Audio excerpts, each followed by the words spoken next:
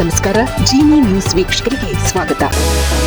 ಬೆಂಗಳೂರಿನ ಅತ್ಯಂತ ಜನದಟ್ಟಣೆಯ ಪ್ರದೇಶವಾಗಿರುವ ಮೆಜೆಸ್ಟಿಕ್ನಲ್ಲಿ ಕಳೆದ 1 ತಿಂಗಳಿನಿಂದ ಭದ್ರತೆ ಹೆಚ್ಚಿಸಲಾಗಿದೆ. ಸಾರ್ವಜನಿಕರು ಈಗ ಭಯವಿಲ್ಲದೆ ಓಡಾಡುವ ವಾತಾವರಣ ನಿರ್ಮಾಣವಾಗಿದೆ. ಉಪ್ಪಾರಪೇಟೆ ಇನ್ಸ್ಪೆಕ್ಟರ್ ಟಿ ಸತೀಶ್ ಕುಮಾರ್ ನೇತೃತ್ವದಲ್ಲಿ ಪ್ರತಿದಿನ ಬೆಳಗ್ಗೆ ಮತ್ತು ಸಂಜೆ ಮೆಜೆಸ್ಟಿಕ್ ಬಸ್ ನಿಲ್ದಾಣ, ರೈಲ್ವೆ ನಿಲ್ದಾಣದ ಅಂಡರ್ ಪಾಸ್ ಮತ್ತು ಪಾದಚಾರಿ ಮೇಲ್ಸೇತುವೆಗಳಲ್ಲಿ ಪೊಲೀಸರು ಪಥಸಂಚಲನ ನಡೆಸುತ್ತಿದ್ದಾರೆ. ಈ ಹಿಂದೆ ಇಲ್ಲಿ ಲೈಂಗಿಕ ಕಾರ್ಯಕರ್ತೆಯರು, ಲಿಂಗತ್ವ ಅಲ್ಪಸಂಖ್ಯಾತರ ಹಾವಳಿ ಹಾಗೂ ಸುಲಿಗೆಕೋರರ ಭಯವಿತ್ತು. ಈಗ ಈ ಎಲ್ಲ ಅಕ್ರಮ ಚಟುವಟಿಕೆಗಳಿಗೆ ಬ್ರೇಕ್ ಬಿದ್ದಿದೆ. ಮಹಿಳೆಯರು ಮತ್ತು ಪುರುಷರು ಈಗ ಏಕಾಂಗಿಯಾಗಿ ಸಂಚರಿಸಬಹುದಾಗಿದೆ. ಪೊಲೀಸರ ಬಿಗಿ ಬಂದೋಬಸ್ತ್ನಿಂದಾಗಿ ಇಂತಹ ಅಕ್ರಮ ಚಟುವಟಿಕೆಗಳು ಈಗ ನಿಯಂತ್ರಣಕ್ಕೆ ಬಂದಿದೆ ಎಂದು ವರದಿಯಾಗಿದೆ.